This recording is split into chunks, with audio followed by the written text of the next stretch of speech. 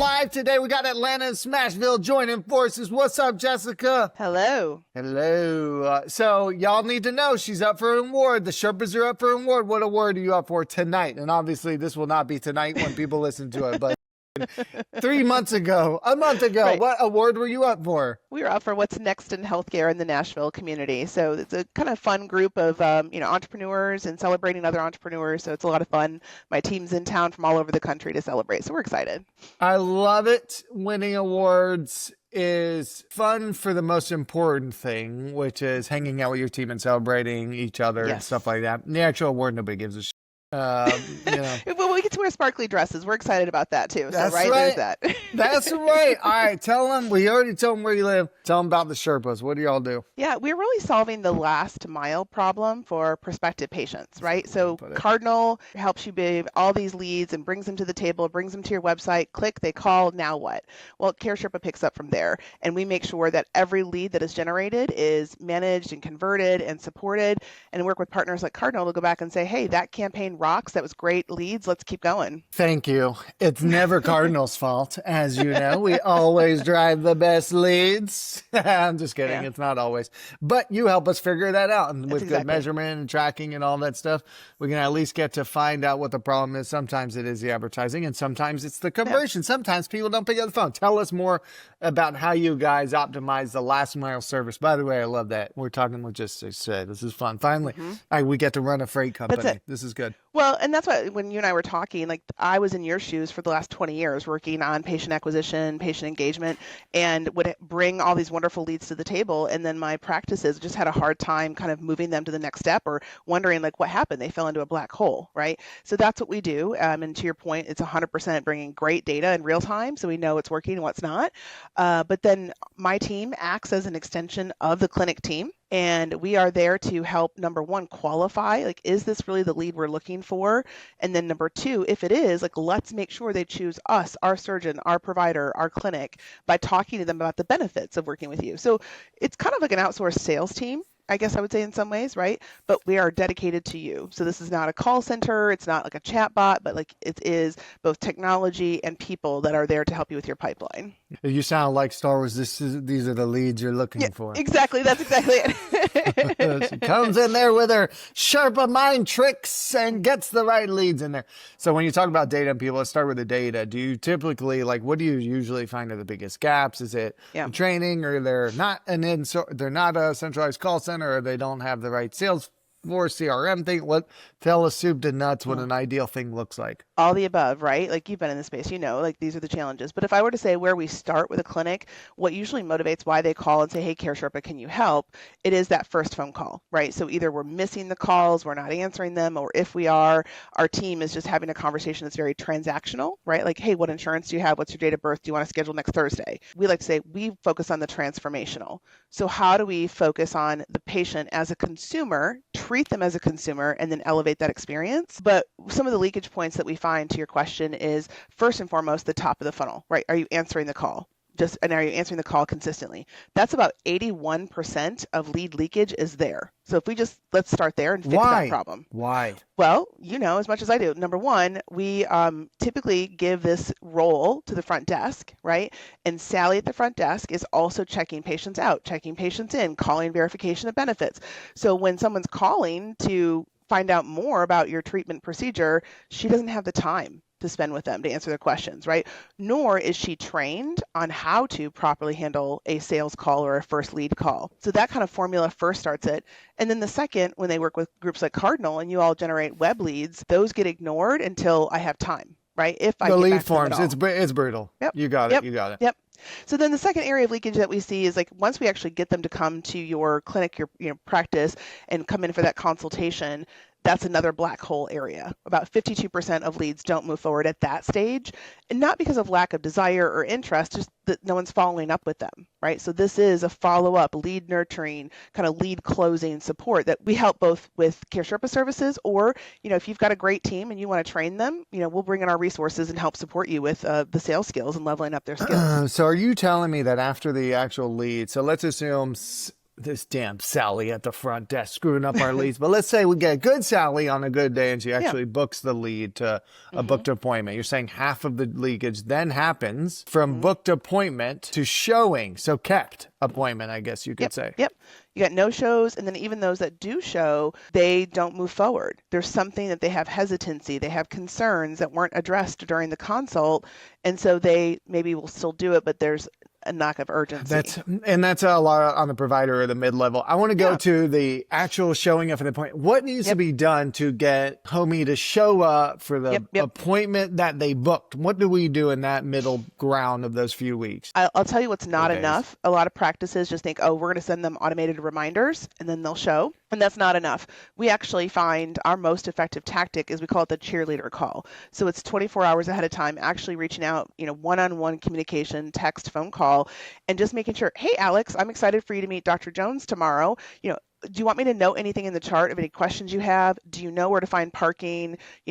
Give yourself enough time to get there for paperwork. Just that kind of like enthusiasm call. Yeah. Twofold, right? Number one, make sure, are they still planning on it? Or Number they cancel right there. Yeah. Exactly. And then we can backfill with our wait list.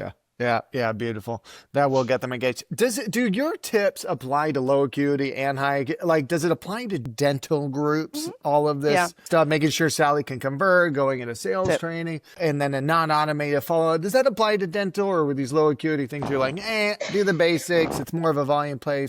It. Yeah, I would say that everything, the biggest thing that if your listeners take away from our conversation is that don't sleep on the importance of this role, right? So even a low acuity, dental, and everything else, when there is a new patient lead, you have to have that speed to the lead. You have to act on it if you want to convert it. And that often means you need to have someone who is dedicated to that function, and they are held accountable, responsible, they're trained, they're supported. And it's not fair to Sally that you've got all the other things happening, right? And then, oh, by the way, you expect her to be in sales mode and follow up with leads. So, the carve out of having someone focused on it, you will see direct ROI, no matter the size of your practice. So that's probably the biggest thing. Put urgency to get currency. Urgency to get currency. That's the headline of this podcast. Yes. You gave it to us, making our life easier. There it is. Now we don't have to have AI do it. By the way, we've got some clients moving to AI call center shenanigans. Is that good move, bad news? What is your thinking on that? Yeah.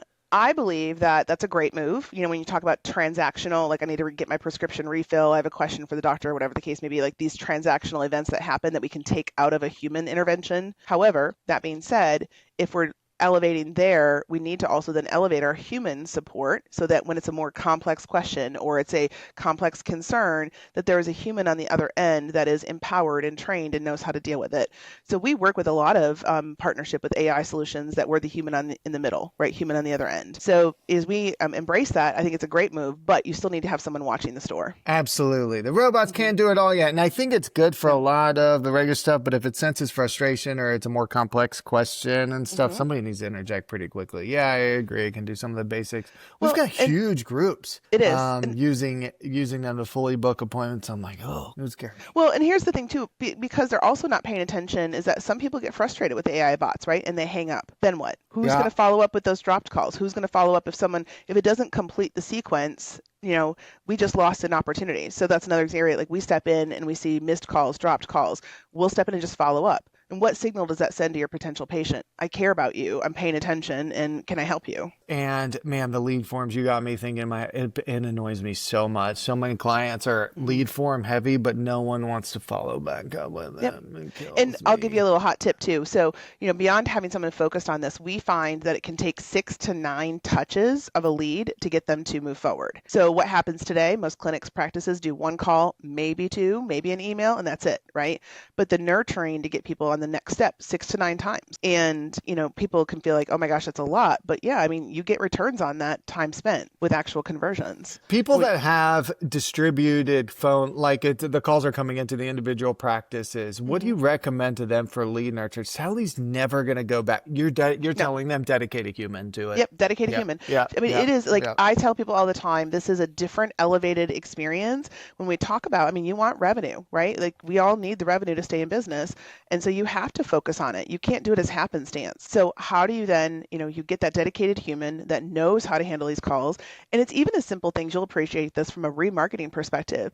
We find that when we mystery shop practices, probably about 87% do not ask for our name, do not ask for our phone number, do not ask for our email. So there's no ability to know, for future remarketing. Someone showed interest and you just let them off the phone. So these are the subtle things that make a huge difference in, your revenue and your ROI. Yeah, absolutely. It's got me thinking. We have a client engagement right now where we're not converting enough patients, but on the surface, the advertising looks good. And this helps a lot. And that's one too. I find many practice leaders have not mystery shopped their own opportunities to see what that's like. And we do that. If you want us, reach out to me on LinkedIn and we're happy to do a free mystery shop. But that's so telling. That tells you where your leakage is happening.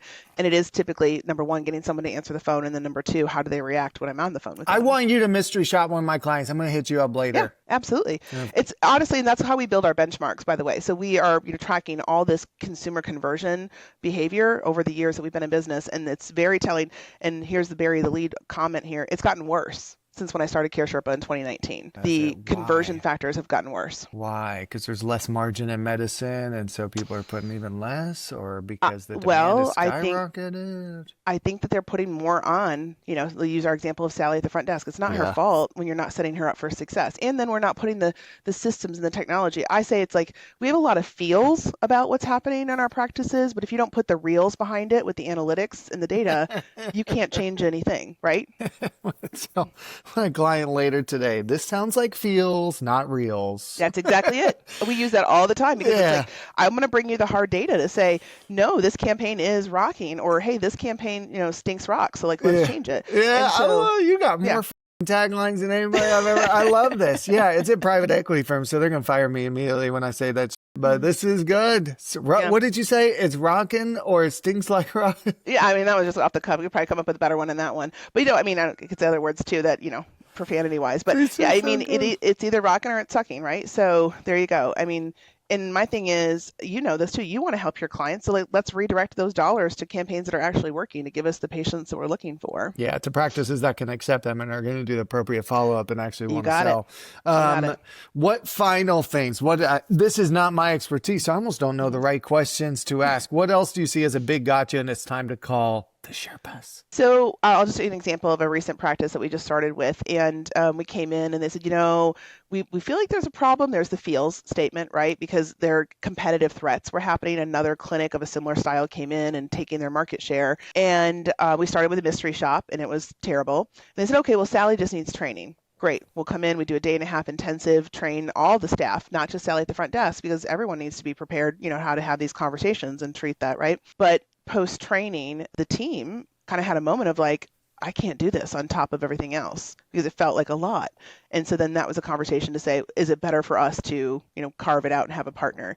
And I say, here's my kind of closing kind of comment in this, Sally at the front desk doesn't put her pay at risk for whether or not she converts your leads, but I do. And so at the end of the day, I know we'll get ROI, if you commit to it and dedicate to it. That's absolutely true. When there's comp tied to it, things generally improve. Man, I feel bad for Sally today. There are some Sallys at front desks around America that feel like today based on what we've talked about. Well, you're changing the expectations, and that's not fair, right? I love it. And groups often scale out quickly, and they scale their advertising out really quickly, and they centralize the call center, and they lose track of what actually matters, which is converting the leads. And not all leads are just going to auto convert because you're medical. There's 3 dermatology groups on every corner. Let's not forget. Jessica, this has been awesome. Where can they find you?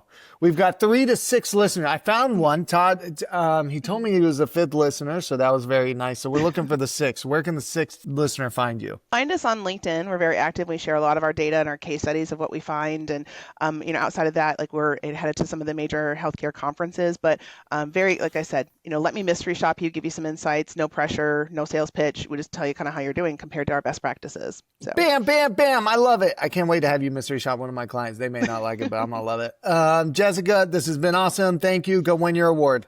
Thanks, friends.